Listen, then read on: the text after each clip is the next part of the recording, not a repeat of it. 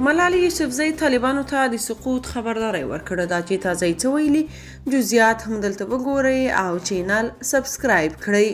د بشري حقونو یوه مخکښه فعاله ملالۍ یوسفزۍ خبرداری ورکوي چې له کار او زده کړو څخه د نجونو ښځو محرومېدل به د افغانستان راتلونکی له سقوط سره مخ کړي. د بشري حقونو او ماشومانو د حقونو یو پیژندل شوي فعال ملالۍ یوسفزۍ خبرداری ورکړی که په افغانستان کې د نجونو او ښځو محرومیت دوام وکړي دغه هیواد راتلونکی به له سقوط سره مخ شي.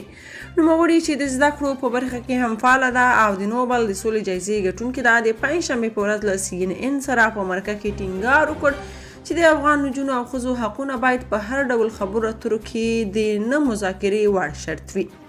ملالۍ یوسفزۍ باید په افغانستان کې د ښځو سنډې تکول او هغه څه چې دوی زغمي کیدای شي جنسیتي اپارټایډ ونومول شي.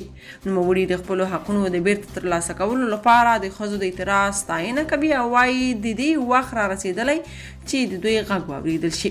هغې زیاته کړه زه فکر کوم چې افغانستان به راتلونکی ونه لري که هغوی طالبان ښځې له دندو لرې کړي او تر کورونو یې محدودې کړي. که هغوی طالبان د نفوسو نیمایي له خپلو لومړنۍ حقونو چې زده کړې او کار د محرومې کړي افغانستان به له منځه ولاړ شي.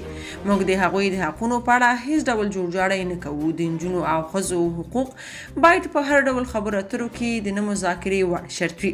یوسفزۍ دا هم وویل چې د ښځو د زده کړو د منع کولو لپاره هیڅ کلتوري یا مذهبي دلیل نشته او بل هیڅ کوم اسلامي هیواد د ښځو د زده کړو مخه نه ده نیولې.